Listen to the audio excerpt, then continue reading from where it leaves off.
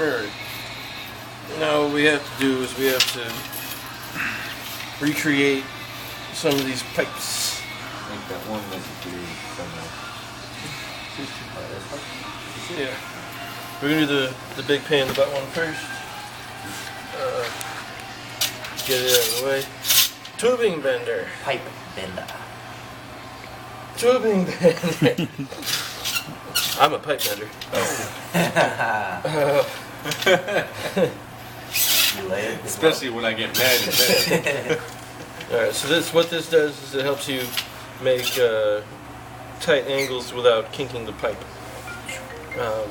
So I'm just going to go ahead and try and recreate some of this action using my hands. Yeah. I'm going to give myself a little too much because I don't want to. I'll have to cut some off the end, but I don't want to have to go backwards. So I'll just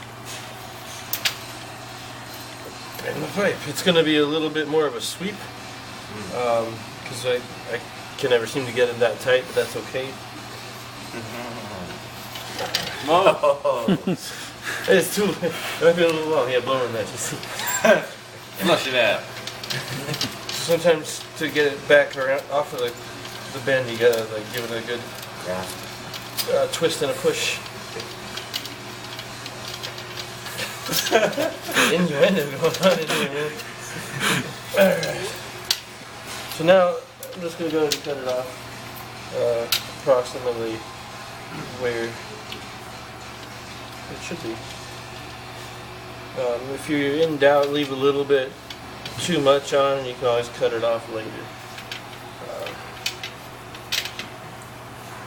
Better have too much than too less.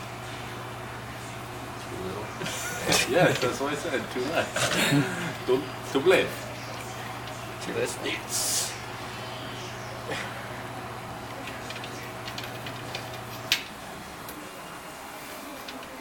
Exciting television. Okay. Get out of the way. Same thing here. Just try and general bends. There.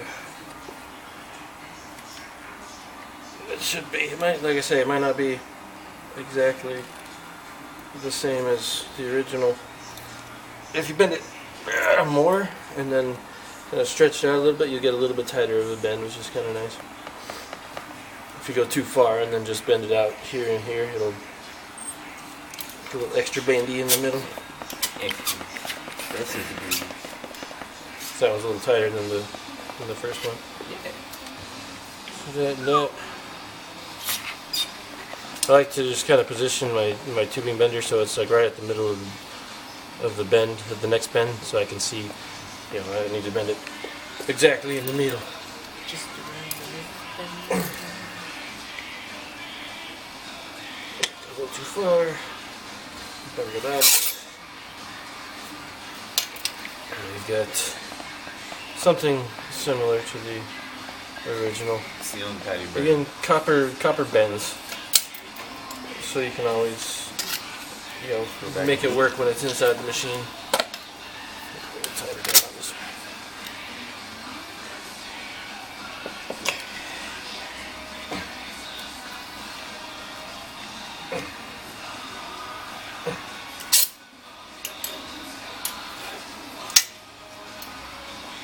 Something like that there.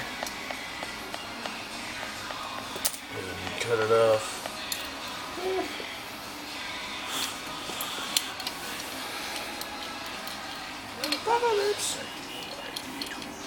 Listen to Glory Hammer while you work. Get you pumped.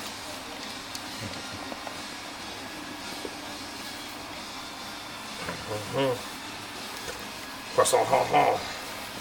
Damn it, I should have put racist French accent in the video. We're working with German machinery. Yeah, no, I get it. So there's that ish. 3 hours later, the Germans march into France. A little fitting that we'll use later. In fact, we need to do the elbow.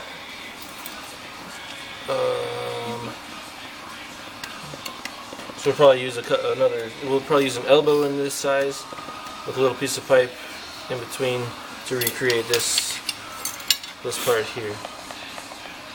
This will slide over the original pipe. That'll be it for that one. Oh, back. So here's another thing.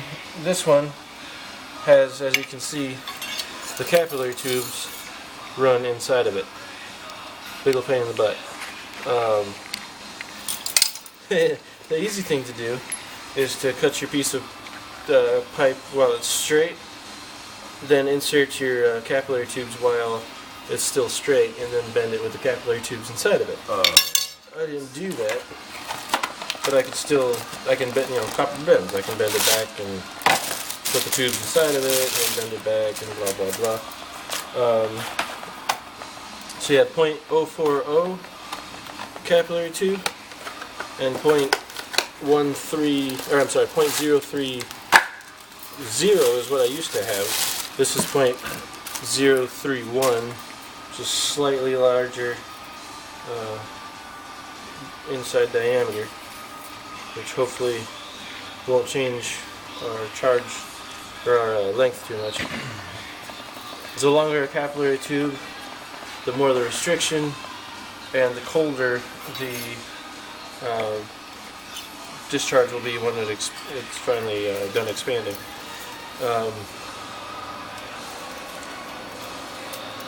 But if you put too much restriction in, then it will not. It won't. It won't have enough, freon inside of the coil to make things hold.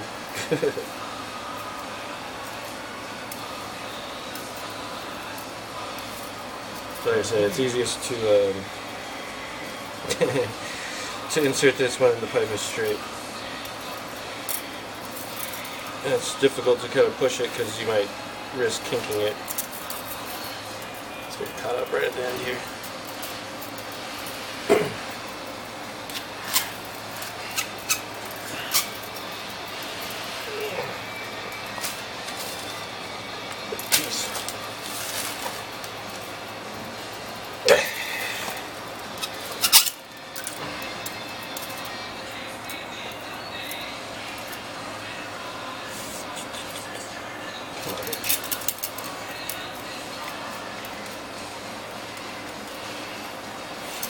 Yeah, we'll come back when we have this all run through.